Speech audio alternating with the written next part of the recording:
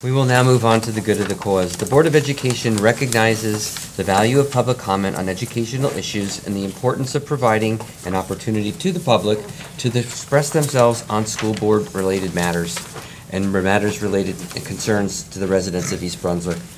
To allow for a fair and orderly comment period and in accordance with Board Bylaw 167, individual comments are limited to 5 minutes. Members of the public are reminded that this is a public televised meeting of the Board of Education. To protect the privacy of all students and staff, concerns regarding individual students and staff members should generally be addressed by first meeting with the appropriate administrative staff, and that is according to New Jersey Statute 10412B. Is there anybody that would like to address the board this evening? Hi. Thanks for having us. I'm Lynn Elson. I'm what am I? I am the drama club director, and I am the teacher at Churchill Junior High School for theater. And I'd like to introduce you to some of our drama club members. Hi, I'm Caitlin. I'm in 8th grade, so I joined drama club this year. And originally, I wasn't going to join drama club. I was actually going to join stage crew because I didn't think that being on stage was really something like for me. But my friend convinced me to audition, and I actually ended up getting a part. And I still wasn't sure if I was going to stay in drama club, but Miss Elson convinced me to stay, and I don't regret it at all. I found a family in drama club, and it's giving me so much confidence, and I met so many people, and I hope I get to do it next year as well.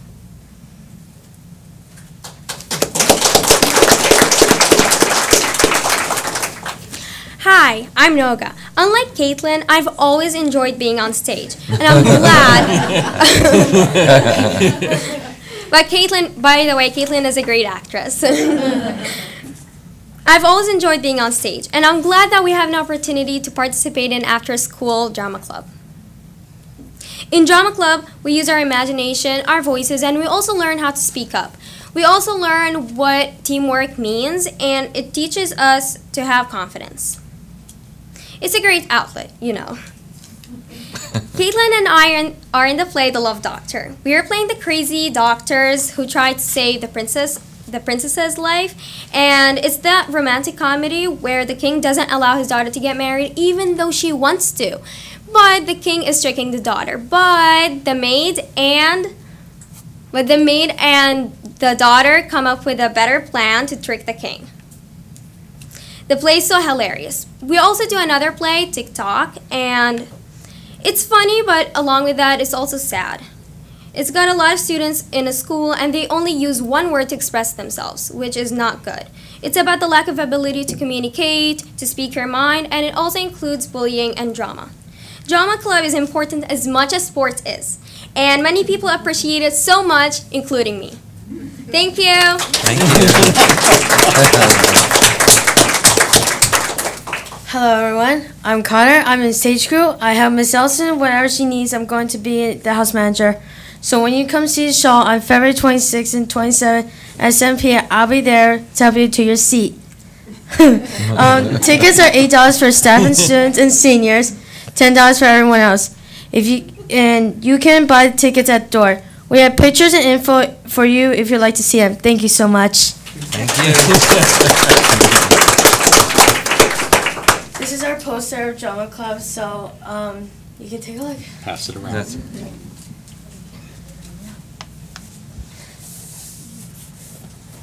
Thank you. Thank you. Thank you so much.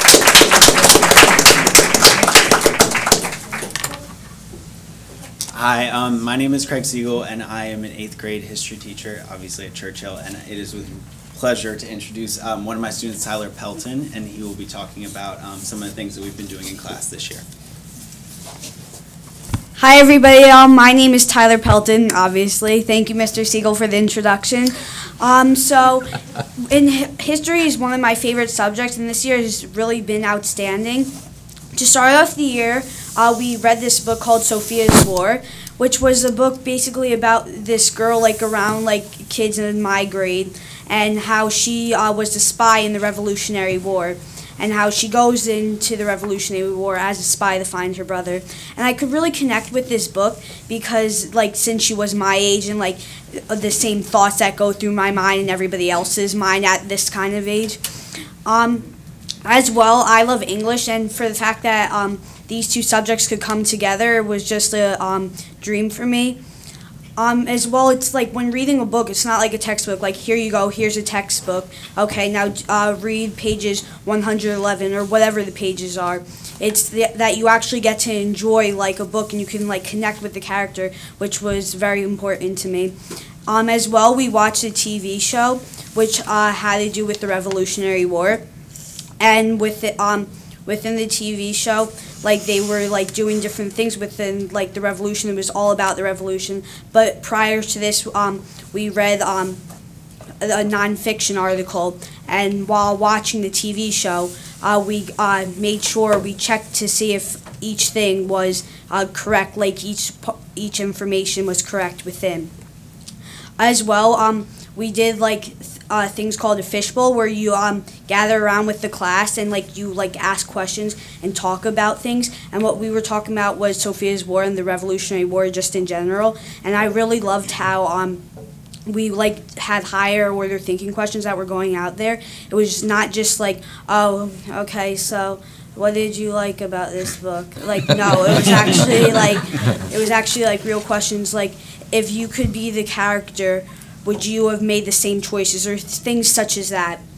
Moving on, later in the year, just recently, we did research, and I love that we had the opportunity that we could pick our own subject, like our own controversial issue. And I picked the controversial issue, LGBT adoption. And the reason why I picked it is because I'm in theater, and many people within the theater community are LGBT. So it's something that held dear to my heart, so I could like understand more. And we had like 5 days in the media center, and each day we had like a goal to work towards. And there was something that was very like, so like not just like, oh, okay, you like have to just get this like done, like whatever. Like it actually like gave us like motivation, and like we actually wanted to work, not like, ugh, it's another project. And as well, we made websites and then we presented them in front of everybody, and it's not like a PowerPoint where it's like, okay, here you go, a PowerPoint. It was like in my own actual website. It's actually open to everybody. It's www.siegel3tplgbtadoption.weebly.com, and you guys can go check that out. And finally, I would like to talk about my teachers here. Well, Mr. Siegel is my actual teacher, but all the teachers within the history department are so lovely, and I can always go talk to them, and they're always willing to help no matter what the situation is. So thank you.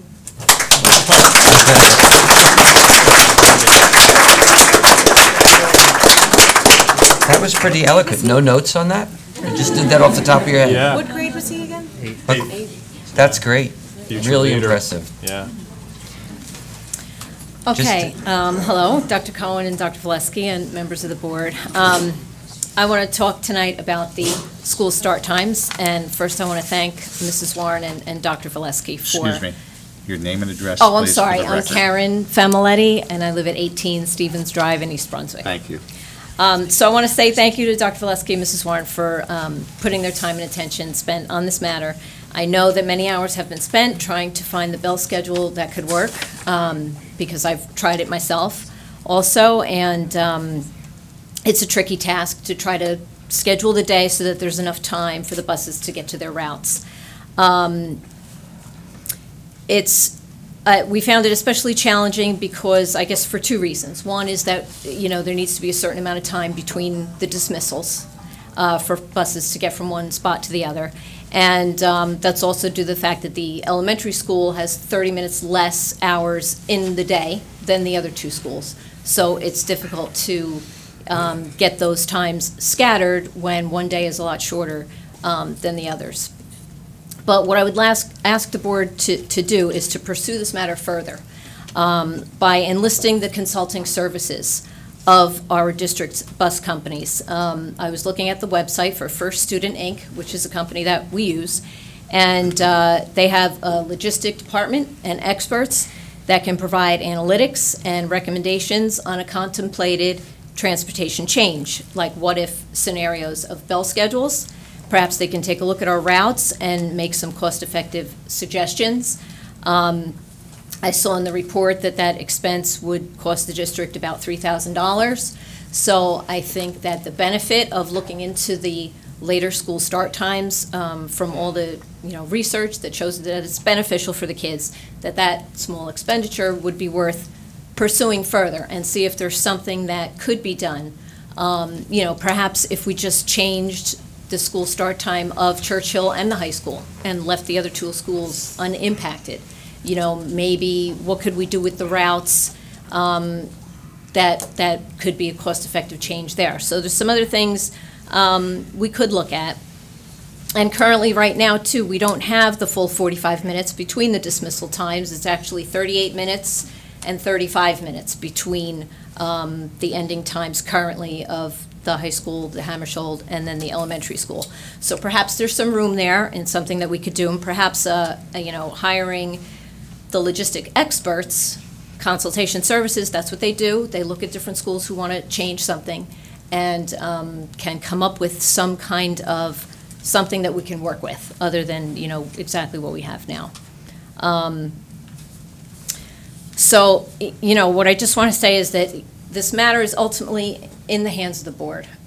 It's not something that's yet mandated by the state or any other governing body, but we in East Brunswick could be at the forefront for that. I mean, other schools are doing it. The state is talking about investigating it at the state level for schools, and I feel like it's my responsibility to come up here and represent to you what parents are telling me, that their kids are exhausted for school day in and day out for 5 years from Churchill through the high school. A lot of the analysis that we've done regarding the grades don't show the other benefits that could be. It's not only academic benefits that the children will benefit of. It's their entire emotional well-being. It's less depressive moods, less instances of bullying, less instances of substance abuse, and less instances of risky behavior. So a lot of those things have been shown in the studies. And so I would ask that you rely on the data that's been published and recommendations that have been put forth by experts. And I would like to ask the board to, commit to a plan to look into it further and really see if there's some things that can be done by hiring some experts and getting, enlisting the services of all the stakeholders involved. Talk to the teachers about how they feel their students are in high school from period 1 to period 3. Talk to the students, and get more involvement from the community and see how we can try to make this work. So thank you. Thank you for your attention. Thank you, Karen.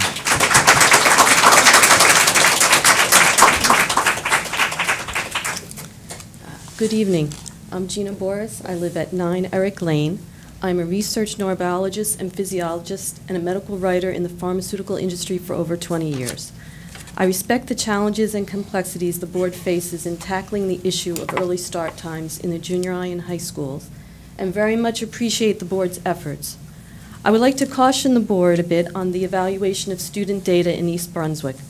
Proper evaluation of students' grades versus sleep deprivation would require using the exact same set of students and the same classes in both a sleepiness state versus a more awake state. There's an abundance of scientific studies from across the United States and the world published in peer-reviewed journals that use properly controlled designs, appropriate sample sizes, and statistical analyses.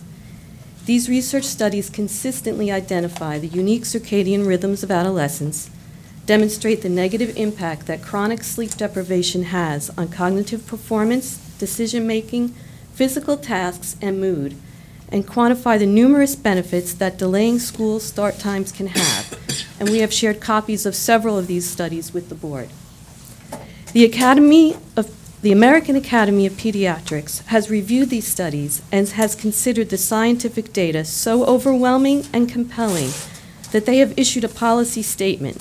And to quote from this policy statement, "A substantial body of research has now demonstrated that delaying school start times is an effective countermeasure to chronic sleep loss, and the American Academy of Pediatrics strongly supports the efforts of school districts to optimize sleep in students and urges high schools and middle schools to aim for start times that allow students the opportunity to achieve optimal levels of sleep, to improve physical and mental health, safety, academic performance, and quality of life," end quote. We have also given the board a copy of this published policy statement. As co-president of the Hammersholt PTA and at the previous meeting on December 4th, I also conveyed to you a number of instances where parents have repeatedly conveyed to me specific examples of things they meet every day when trying to get their children off to school in the morning. Seeing buses that are on the side of the road idling between getting from one school to another while their children are being rushed off, trying to get them to school on time and out the door.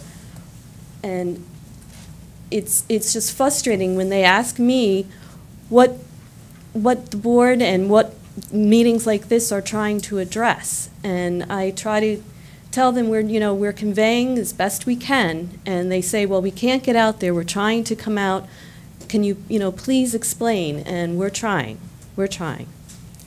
I again want to thank the board for your efforts, and as Karen mentioned, I hope you will not let this go. I hope you will pursue some of the logistics with the logistical advice that you may receive from the person that Karen has mentioned, and we greatly would appreciate whatever you can do to move this forward. I thank you for your attention and your time. Thank you. Thank you.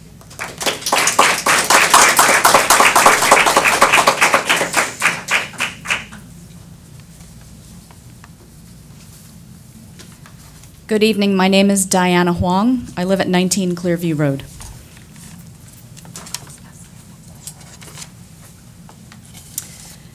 Good evening, Dr. Cohen, Dr. Valesky, and board members. Thank you for considering changing school start times to provide a healthy environment for our community's teenagers. I would like to share with you two items from recent news, and they're being passed around at the moment. One is an article about the Toms River School District. Last month, their administrators committed to exploring options for pushing back the start times for some of their schools for the 2016-17 school year. They are citing research from the American Academy of Pediatrics that recommends later school start times, and also the advocacy of some parents in the township. The Toms River School District has a student population of about 16,000, twice the size of ours at 8,000. Perhaps our district can work with their district to share ideas on how to face the challenges in changing school start times. The second article you see has been in the news this week about how lack of sleep could make your teen turn to alcohol and drugs, based on a study published in the journal Alcoholism, Clinical and Experimental Research. According to the study, adolescents who get poor or insufficient sleep may be at higher risk of developing alcohol or drug problems.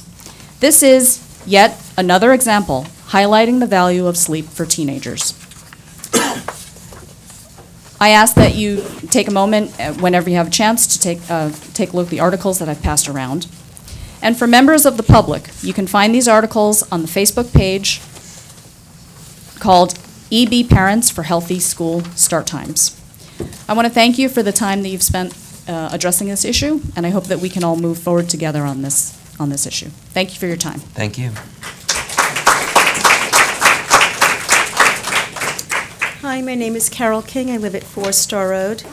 I spoke at one of the meetings in early December, and I read a letter addressed to the board written by my daughter, who's a recent graduate. She graduated in 2014. And it detailed the stress, the emotionally and physically, depression, excessive tiredness. She'd fall asleep anywhere and everywhere. And in fact, I never allowed her to drive alone because I was always nervous about her falling asleep. I thank you, Mrs. Warren and Dr. Valesky, for doing the research that you've done, but you had mentioned that 1.6% of the students report depression and sleep deprivation, but I can tell you that my daughter never saw guidance or anyone at the school saying that she was experiencing that. I knew that at home. I also know many of her friends felt the same way. So I'm not sure that that's really a true number. I'm sure there are a lot of other students that never said anything for fear that it might count against them when it came time for guidance to write a college recommendation, and they just didn't want that on the record. And I think it would be interesting to see if you took a group of students and you saw from elementary school on up how those students, how maybe their lateness or absenteeism had changed over the years. I can tell you that I have a son who, I'm convinced that the Board of Ed changed their absentee policy because of my daughter's absences. I mean, she was an excellent student, graduated with honors, but she was out all the time because she just could not get up in the morning, and she was exhausted, and her body was so fatigued. And, you know, I know my son's in 10th grade, and he also already has been out way more than he should have been out so far, and we're just in January. So it would be interesting to see how a certain group of students that may not have any health issues, how in elementary school they were fine, and as they've gotten up earlier and earlier, have they had excessive absences or latenesses. And I can tell you that having a daughter that's been through 12th grade, now my son who's now in 10th, those first period teachers, when you ask how your child's doing, and they'll always say, well, you know, the students are half asleep anyway. So I think if you speak to teachers and ask how those students in the first period class compare to students later on in the day, I think that you'd see a huge difference in the performance. And I know that one time I read about a study where students that were able to take the SAT later on in the day scored 100 points higher on average. That's huge. So that's all I wanted to say. These were just some notes that I jotted down. Thank you. Thank you.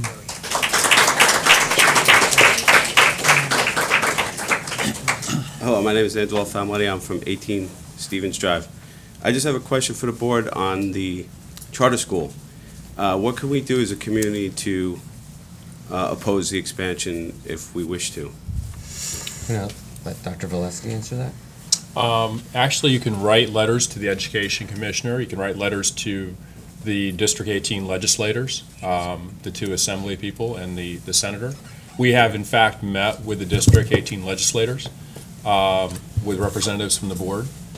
We did draft a letter in opposition. The board passed a resolution in opposition to the expansion.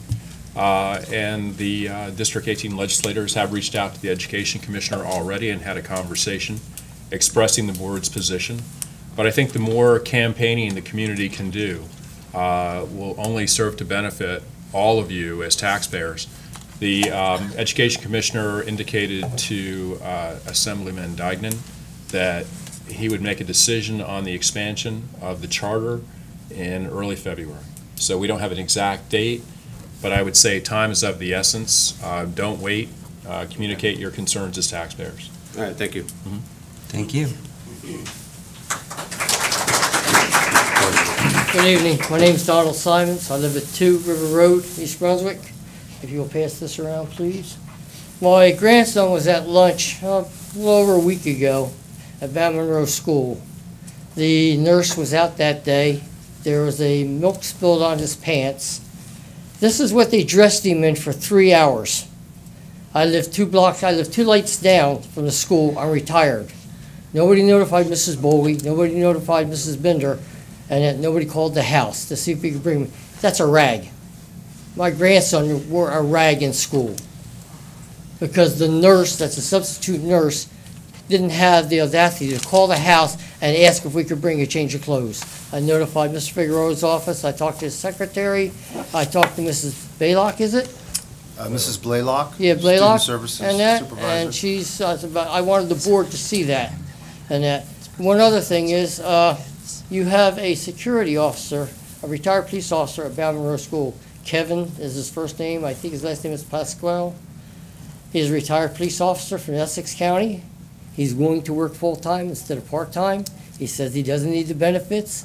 I think maybe the board ought to look into it, because when you got a retired police officer, and that man takes that job seriously, and that he is one of the best people I've ever met for school security. And so he's only working part-time, he's doing it full-time because he says, you know, because of the benefits. I talked to him, he's willing to forego the benefits. He's got benefits being he's a retired police officer. I think maybe the board might want to look into that, see if there's something they can do to keep that gentleman on full-time. Okay, thank you very much. Thank you.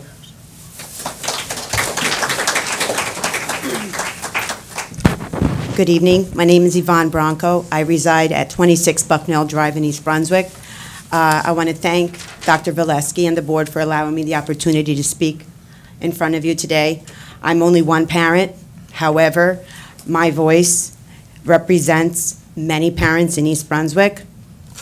I'm here today because I'm an advocate for my 3 children. I have twins that are in the 7th grade, and I have a child over at Chittick. And back when my husband and I were looking into a district where to start a family, we looked at the school district. Education was priority for the children, but that we didn't even have. And we all know, and Dr. Valesky, I read your superintendent's message, and I couldn't agree with you more. We have 11 nationally recognized blue ribbon schools, and also in your message, you state that you would like parent input. Well, I am here as a parent, like I said before, and I'm here to convey a message to the board and the superintendent in reference to the way in which East Brunswick is dealing with parents who are, quote, refusing the park assessment. I know very well there is no opt-out, and I addressed this issue back in October. I'm not going to mention any names, but back in October, as a parent, I sent an email asking, what is the protocol East Brunswick Public Schools is going to follow for those parents who refuse the test on behalf of their children? What are my sons going to be expected to do while their colleagues are taking the park? My initial response from a board member or East Brunswick Public School worker or employee was, in my opinion, a play on words. I received an email stating there is no opt-out. This is mandated, and if I were a parent to just accept that answer as is, I wouldn't have furthered the conversation. But as a parent, I know my parental rights, and I am my husband and I are the only people who have the ultimate decision on whether my children will take the park. We are respectfully refusing the park. And when I submitted an email in response to the one stating it was required, I even got a statute. However, the statute says shall. The statute does not say must. And in no way am I saying I am a lawyer. I am a concerned parent advocating for what I believe is in the best interest of my sons, 2 of which piloted it last year. And I know that was just a pilot. There is no feedback. There is no data. It was just a pilot. When I submitted that second request, and I could read the email, but it'll be too lengthy, I said, perhaps you overlooked the fact that I did use the word refuse. I did not use opt-out. Unlike the first email, I sent it on October 19th. October 20th, I got a response. October 20th, I sent another response. Maybe I wasn't clear enough with my wording. 3 weeks later, no response. I wanted to know, what were my kids going to do? I submitted the email again, and I was informed of this. I'm going to read it, so I don't want to misquote anyone. As I stated in my previous email, participation in the state testing program 1 minute. is required. In other words, my children were to sit and stare. I was informed that in the park manual it says non-testing students are not to be in the same room as the students that are testing. Refusals, from what I understand from Pearson, state that non-testing students can't be in the room or else the other students' tests are invalid. I want to know if East Brunswick Public Schools is still going to use the sit and stare, which I believe is unethical, and I believe that if a teacher were to do it and tell a child to sit, let's say March, my 4th grader, March and May, the park's going to be given twice, 10 hours. If that teacher wasn't in a state assessment, asked my child to sit and stare for 10 hours, if that would constitute an ethical act or institutional abuse. Time. Thank you. We'll address that.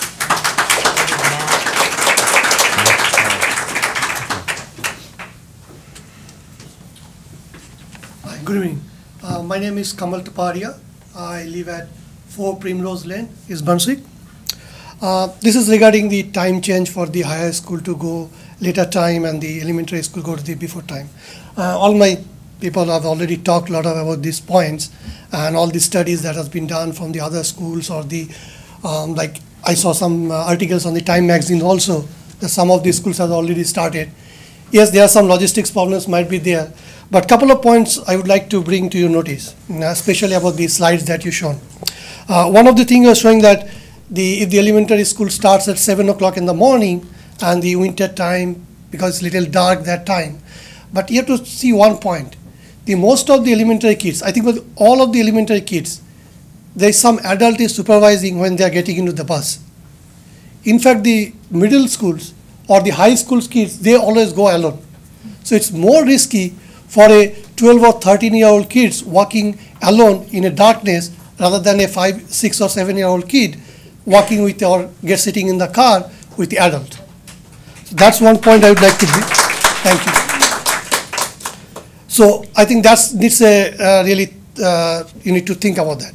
Second point is that the aftercare and before care. Right now, what happened? The before care starts at 7 o'clock in the morning, and I have a kid who is in the 4th grade, and I drop him at 7 o'clock, and he goes to the school and starts around 9 o'clock. And then again afternoon, they again have 2 or 2.5 hours is there. So the aftercare before care time is really split out. So as a result, they really don't have very good aftercare or before care program. In fact, morning they only do is that go to the gym and just play around. There's no really good activities going on. But if you start the elementary school later in the morning, and then you have really 4 hours there, early in the morning, 7 o'clock, and then you really have 4 straight hours for as the aftercare, you can really build up a very good aftercare programs for those kids. Whether maybe some educational or maybe more sports-oriented things, but you can really have 4 straight hours which you can really utilize for those kids. Because anyway, these kids, whether they are going aftercare, before care, they are staying from 7 a.m. up to 6 p.m. So what they are, in this case, you really have 4 hours extra. And about these studies that the sleep deprivation is not there, definitely the very high risk kids always come to the school or school board or the school doctors. But I have a lot of friends whose kids has already gone through the high school, and each and every parent tells that the kids really don't get any time to sleep. In fact, in my community, I know one kid who is now studying in NYU. He's one of the brilliant kids from East Brunswick. His mom told me that on a daily basis, he used to let his son miss the bus, morning bus, just he can have extra 15 minutes of sleep. Because every day he says that, Kamal, he goes to sleep like around 1 a.m. in the morning. So even he's eligible for the bus, he just allow him to sleep 15 minutes and then go and drop at the bus, at the school. So these are the points I would really like to point to, that you have to think about this. And you know that all studies have shown that the younger kids, they're always more fresh early in the morning. As the days goes by, their potential of taking stuff from the teachers goes down. And last point, I don't know whether that matters or not. My study is not from this country. I am back from India. And there I have seen always most of the elementary school starts in the morning. And all the middle and high schools always starts in the daytime. 1 minute. I know that may not be, that's all I want to say. Thank you very much. Thank you.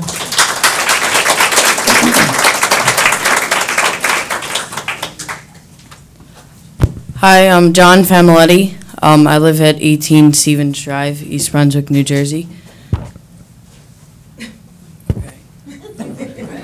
Should I put this back? Yeah, don't worry about it.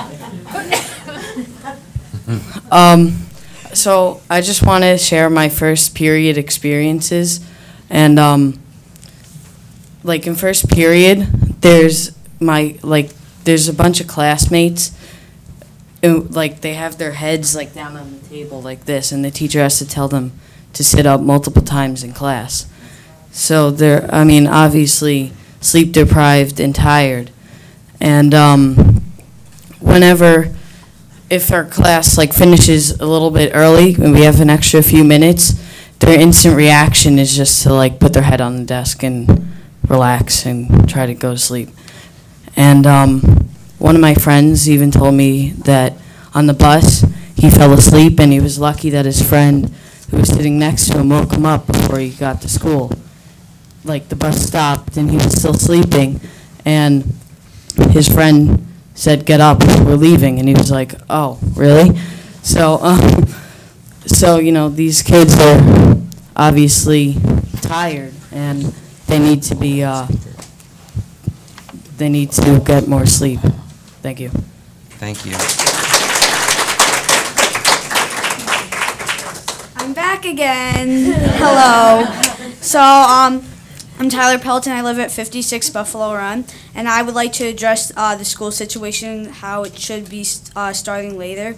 So I've always been a straight A student until these last couple of years, where my grades have really went down, and it's because I've been so tired. I'll go into a test and I'll be literally I'll be falling asleep during a test.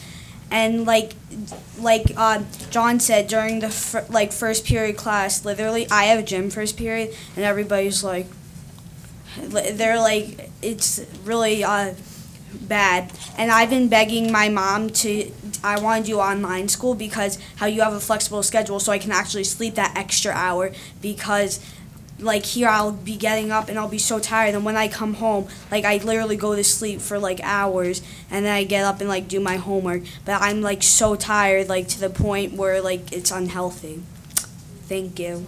Thank you. Is there anybody else that would like to address the board this evening? I would, Dr. Cohen. Okay. Dr. Valesky.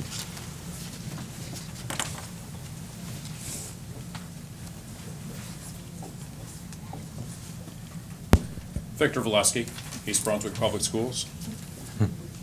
So I'm going to do something a little unusual. I know I don't have the legal authority to read a resolution, but I'm going to do it anyway.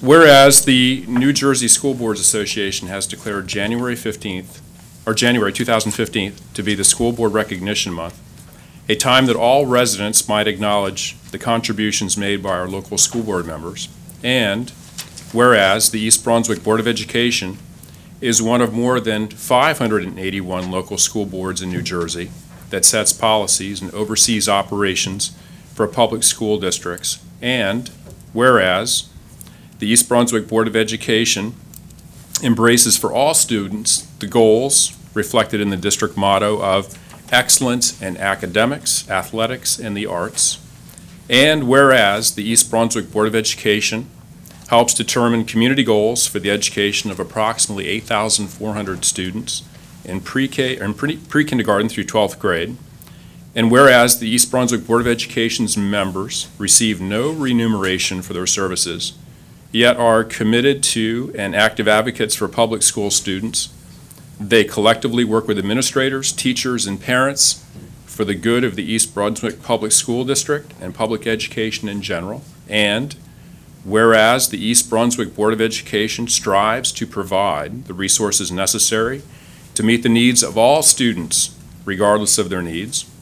And whereas the East Brunswick Board of Education provides accountability to the public, communicates the needs of the school district to the public, and conveys to school administrators the public's expectations for the schools.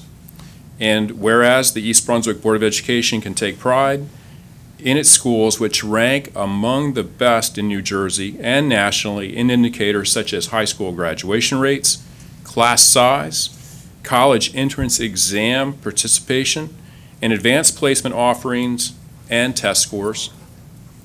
Now, therefore, be it resolved that we join community statewide in observing January 2015 as School Board Recognition Month and express our gratitude and appreciation to Vicki Becker, Susanna Chu, Brad Cohen, Holly Howard, Lori Lax, Kevin McAvoy, Kurt Philipchek, Todd Simmons, and Meredith Shaw, collectively the East Brunswick Board of Education, for their unwavering service to the students, staff, and the greater East Brunswick community.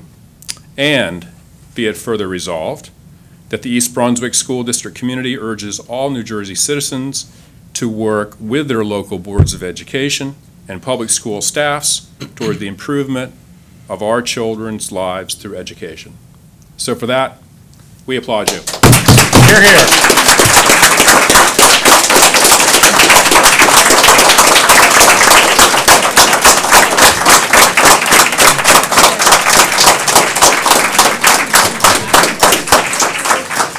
And so could I say, just on a personal note, we have collectively thought about what it means to work for you and with you. We couldn't do our jobs without your support, and so for that, simply, we appreciate each and every one of you. Thank you. Thank you. Thank you. That was a bit of a surprise, huh? It was a nice surprise. Just a little token of our appreciation for you. Cookies? So, these are not edible certificates. Meredith Shaw is not here, but we'll get that to her. Let's put that over the check. Congratulations, thank you. This is Howard. Thank you so much. This is good. Thank you. Dr. Cohen. Thank you. Never got one of those. Yeah. Thank you very much. Wonderful. It's two today. Thank you, sir. Thank you very much. Thank you. Is there any comments from any of my fellow board members? Surprise. Okay, we're going to take about a 5-minute recess at this point, and we'll convene in about 9:40.